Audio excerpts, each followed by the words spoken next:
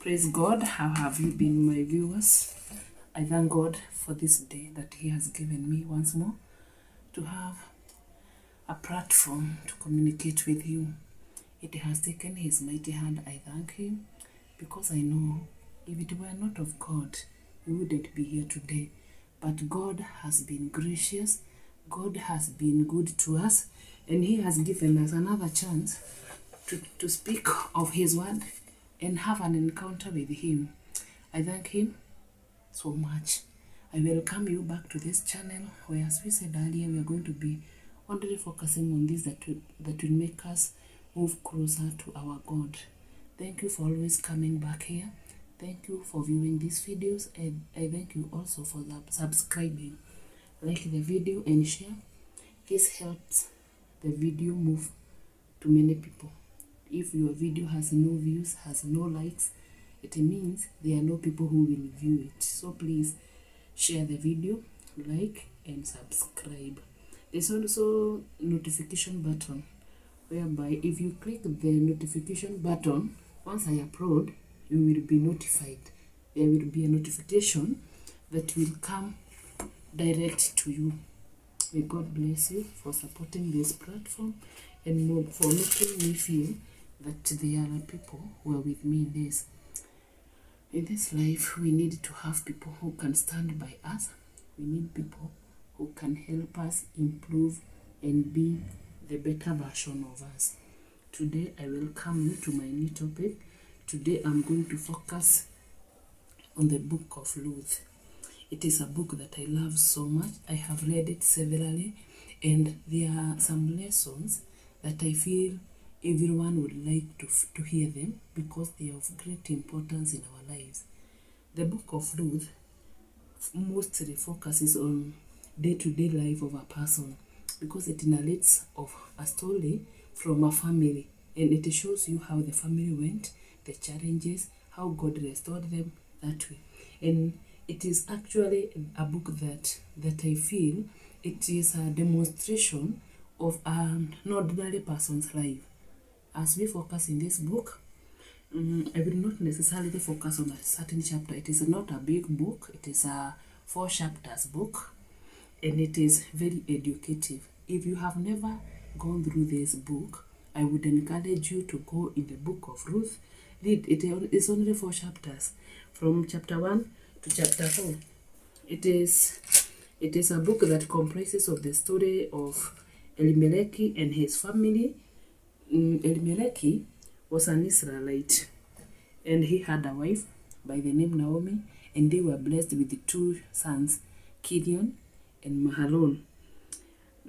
There was in their country there was famine, and Naomi, together with his family, Elimelech and the children, they moved from Bethlehem and went out to Moab, as I guess it is the next city, where they felt that there was plenty of food, and they moved from their place because of hunger.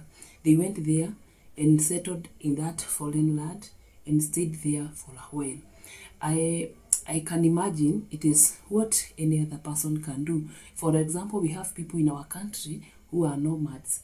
They move from one place to the other in the hunt for the animals' feed. Now these people are not moving because of the animals. They were moving because of their own. Because you cannot live in a place where there is no food. And it is the same thing that we do also. Because, for example, there are people who live in Nairobi. They are from Nyeri. They are from Mombasa. They are from all over. But we saw that our place has no plenty of what we need. And we went out in search of greener pastures. This is exactly what this family did. They moved from Bethlehem, where it was their homeland, and moved to Moab. When they went there, I want you to see this family now in a foreign land where they have no problems as they used to experience in their land. But now there are challenges that comes in your life that make you now start wondering whether you are running away from the problems that you had and going to get more problems. When they settled there, the husband to Naomi, now the Melech, the father in that family, died, and the sons and the mother were left, and these 2 sons now are adults and got married. After getting married to Ruth and Oliver, these two sons stayed with their wives for 10 years. After staying for 10 years, I want you to see a journey of people who are going through hardship, and in instances, maybe they wouldn't understand what was happening, but it is what is happening to us today. They lived with their wives for 10 years, but none of them was blessed with the fruit of the womb. After the 10 years, the two sons die, and the mother now is left with the daughters without grandchildren, and now without the sons. And Naomi was this person who would say that God has really put me into pain. We will come to see that later. And I would encourage you to read it for yourself. Now, after staying for a long time in that place with the daughters now, Naomi heard that God had remembered his homeland and decided to go back to her own home now. She decided to move from this new land now from Moab and go back to Bethlehem, where it was their origin. Remember, she has two daughters now. But the two daughters, even though they love her, they are not attached in any way with her because there is no connection, there is no sons, the husbands had died, and they have no grandchildren. Naomi was a good woman, I can say, because now she sees there is no need of going with these daughters of the new land now back to my home, because what will they go there to do? They have no children, they have no husbands, I have no someone whom I would say that I'm taking them to. So Naomi, as a good mother, she called them and told them, now you can go back to your parents' place and find yourselves husbands. As for me, I will go back to my homeland and start a new life there. They all cried and refused to go, but after convincing them, only for now decides also to go into that. She go with her mother's opinion and accepted to go back to her parents' place. She went back, and now Ruth is left alone with the mother. But Ruth swore to God that she will never leave Naomi. She decided to go back with her no matter the situation. I can remember, and I know you can remember too, we used to read this verse that is in the Bible that says, wherever you go, I will go. Your people will be my people. I think I can read this for you because it is something that we know so much, so well. It is in the book of Ruth chapter 1, and it is in verse 16. But Ruth answered, don't ask me to leave you. Let me go with you. Wherever you go, I will go. Wherever you live, I will live. Your people will be my people, and your God will be my God. Wherever you die, I will die, and that is where I will be buried. May the Lord's worst punishment come upon me if I let anything but death separate me from you. Those are the words from Ruth. After now, Oliver left, but Ruth decided not to go. This is a woman who is showing loyalty to the mother. She loved her mother-in-law with all her heart. I don't know whether there are people like that today, because the life that we are living, most of us, even without hardships, we have not that good connection.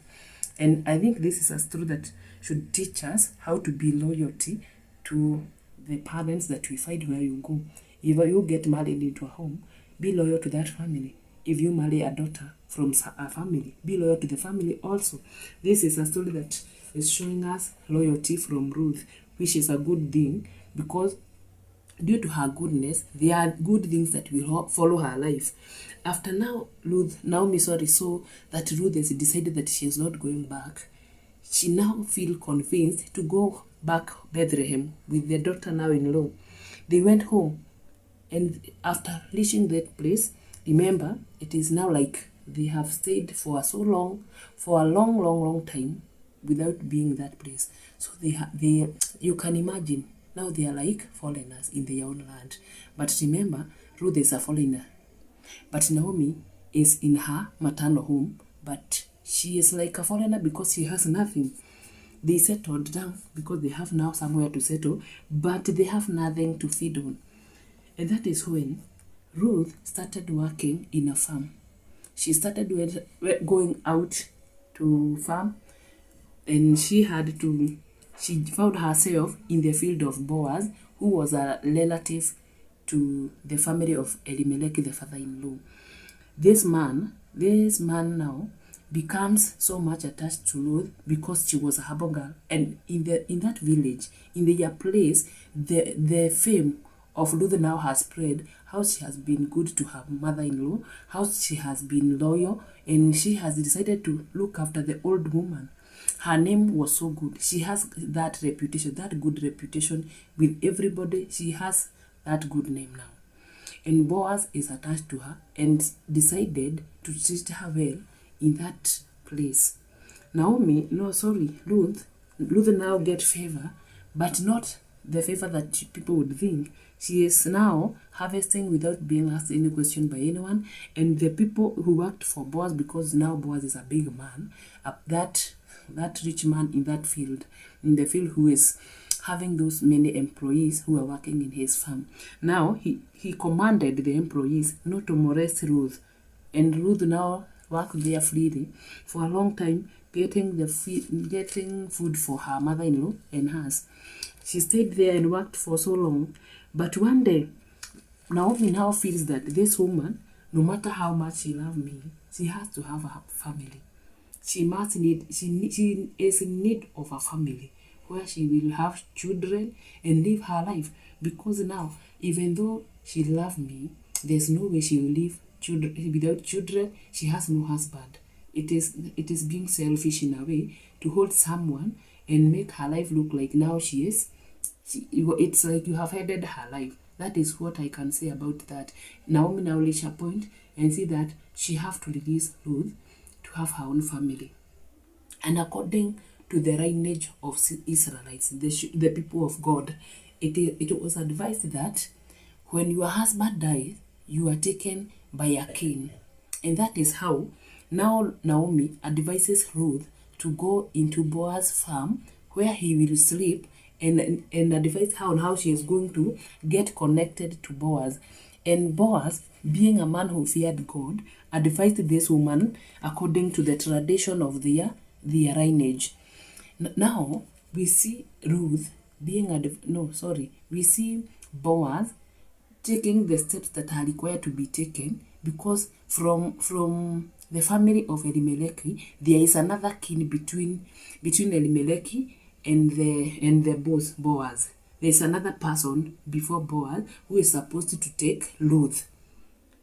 You see, there is another step before, so that you can help to Boaz. But Boaz now needs to be wise, because he can't skip that step. It is not according to their tradition to make those kuvuka hizo mipaka. You have to follow the line. So he called the other person and advised him to buy the land from Elimelech. And if you buy the land, you take Ruth. And the man was ready to buy the land, but without Ruth. So when he heard that if you have to marry to buy the land, you will take Ruth, she decided to surrender the inheritance to Boaz. That is how now Ruth ends up being married to this rich man Boaz, and where she was harvesting wheat now becomes her own farm. I want you to see another picture. Ruth was not actually working to be paid.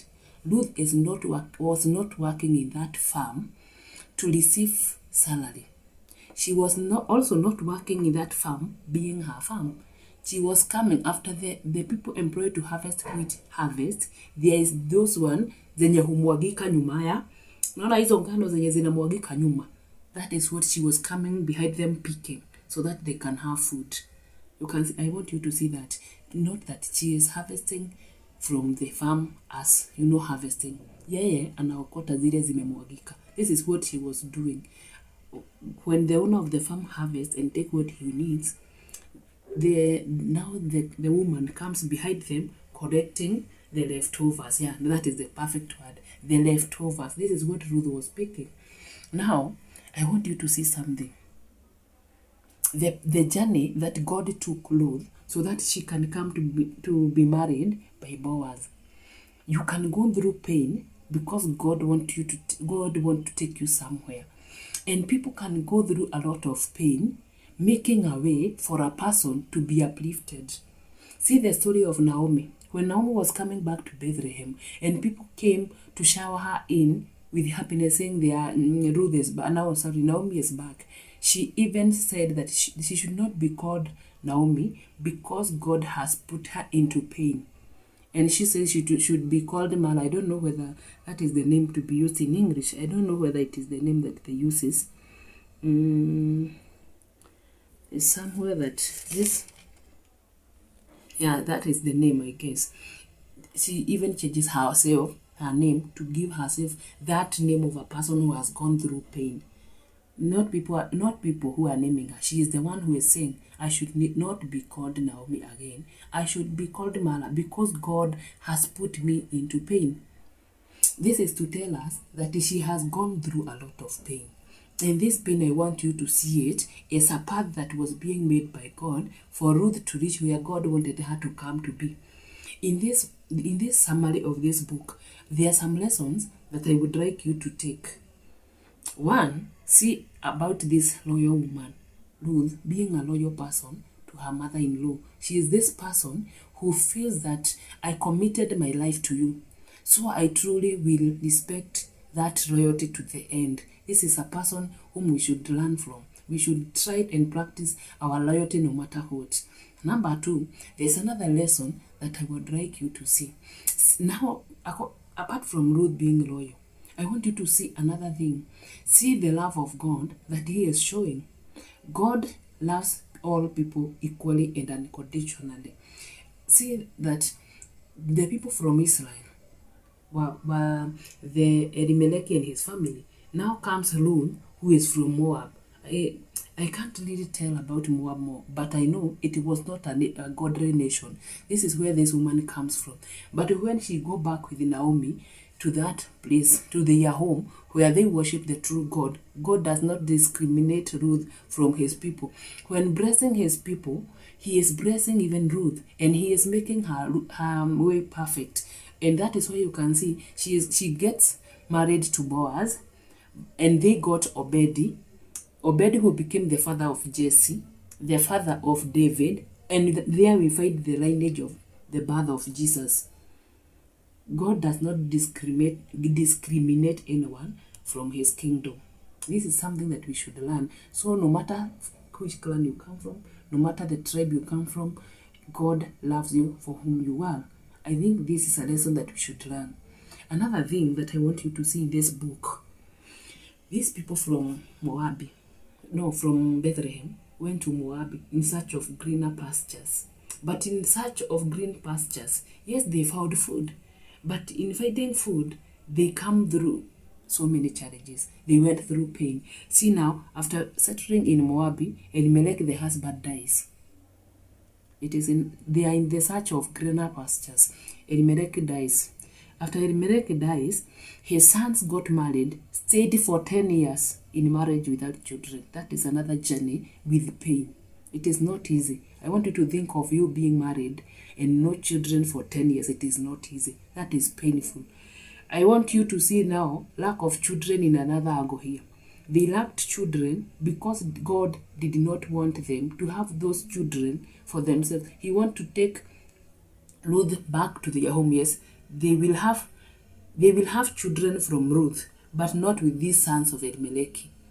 It is not the will of God for them to have these children. Because Obed now becomes the son of Boaz, it is from their lineage, but not from the sons of Elimelech. That was God's arrangement, that Ruth will become a wife to a rich man. That is God's plan. Because there is nothing in this life that happened coincidental. It is not coincidental. God planned it. Again, after they die, Naomi is left with the daughters. And they are now back into their home. Still understand that Naomi is in pain. No husband and no children. No now grandchildren. You are left with a daughter-in-law who is now stuck with you. She loves you, yes. She sticks to you no matter the situation, but no children. I want you to see that in her old age now, as they go back now, they settle down. Even though they went through pain, even though they went through challenges, they got favor from Boaz, and even before they get married with Ruth, these people were never hungry because this rich man was taking care of them silently. He was taking care of them, and they got favor, And this favor comes as a result of loyalty from Ruth. The royal girl from a godless nation is now having favor in the eyes of people of God. And now she ends up becoming a wife to a rich man, and she becomes the mother in the lineage of the people who are going to be the lineage of Jesus Christ, who is our Savior. This is a journey that can teach you more. Imagine of that story, how the people suffered, how they went out of their place because of hunger, how the people died, how they are coming back now, Naomi filled with pain in her heart, but God is restoring the lost pain, the lost joy, sorry. God is restoring her joy. No matter how long she has been suffering, she has seen darkness in her life. I want you to imagine of this woman like a mother who is, let's say, over 70 years or 60. What do you expect of her? She can't bear children, and she is left without even grandchildren. No husband, no grandchildren, no children. But now, God is using this lady from another nation to make her restore her happiness. This is the kind of life that God wants us to live. Trusting in God no matter the situation. Even if you go through a lot of pain, even if you go through a lot of challenges, understand that God has a purpose. Sometimes we see that our blessings are delayed. Sometimes we see that we are going through a lot of challenges. We go through pain. Sometimes we even lack hope. But I want you to see that there's another thing that is hidden behind the whole pain, and God is going to reveal to you when the time is due. Understand that God does not do anything that can harm you. Our God takes us through wilderness that we are going to overcome. And He will never bring pains that you cannot endure. Understand, no matter how devastating, no matter how hard things are, no matter how hard times are, if you are really connected with your God, He's going to bring light, and people will really see that you serve a living God. I know Naomi would say, according to the life that you are living today, able do the comparison. Linganisha maisha yako leo na maisha ya Naomi.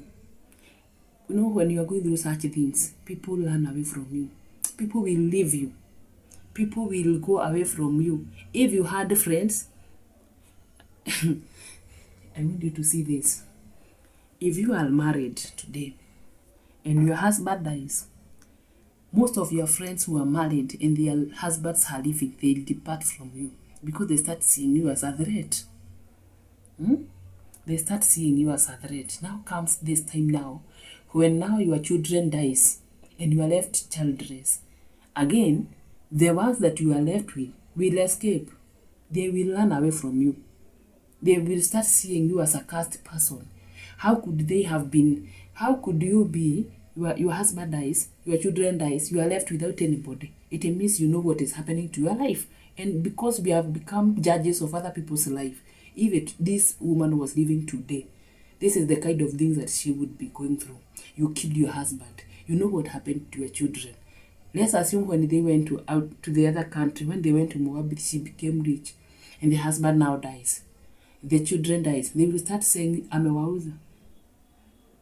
This is the kind of world that we are living in. But I would want you to understand this, that God is a God of reasoning and of purpose. Our God does everything with a reason. Tunaambiwangwa that God's timing is always the best. And whatever comes your way, just pray for that special grace to help you move on and overcome. No matter how trying times are, pray to God to help you have the energy to move on and overcome. Because when that dark cloud covers you, people start blaming you. But I want to encourage someone who is going through those hard times. I want to talk to someone who is feeling like everything is scattered, everything is spoiled, there are people who are going through, your business goes down, your parent is sick, your children are out of school. Those things, these are the things that happen to human beings. This is something that is happening in everyday's life. And if you are that person there, I want you to go back to the drawing board. Tell God, I know you remain to be my God. I know you are the true God who reigns. I know there's no one to be compared to you. And when you start telling yourself these things, tell God, now I surrender all to you. I leave it to you, God, to bring out solution, because I know there's something that you are preparing for me. I know you are preparing a table for me to dine before my enemies, and they will testify that I truly serve a living God. This is the kind of thing that I want to tell the person.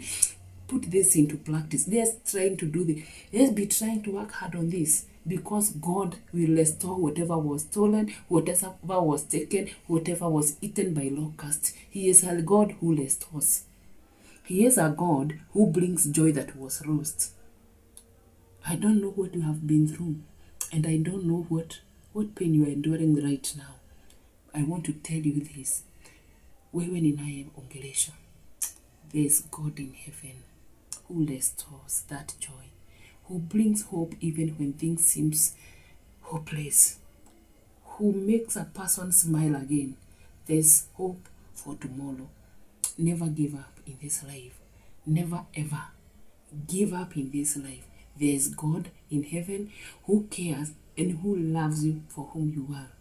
Hata kama ni nini imekufanyikia. Sometimes our business go down and the phrase that we had leaves us.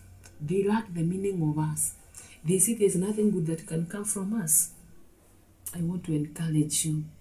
Even if they all leave, God will never leave you. God will never walk away from you. He is a God who will stick to you, and not unless you leave his ways. Just be truthful to yourself. Just focus and remind yourself that the God I serve is not like human beings. Even if people leave, even if business go down, even if I fall sick, even if I'm down, no matter which level I will go down to, God will lift me again. And he is going to make me see the happiness that comes from him. May God bless you so much. I thank God for giving me this platform where I will be pouring out this, what I feel in me. Because sometimes you end up feeling you have something to say, but you lack somewhere to talk about it. But I thank God for this. I want to encourage someone, do not leave this platform without subscribing, without liking, without sharing, and come back as much as possible to watch more videos.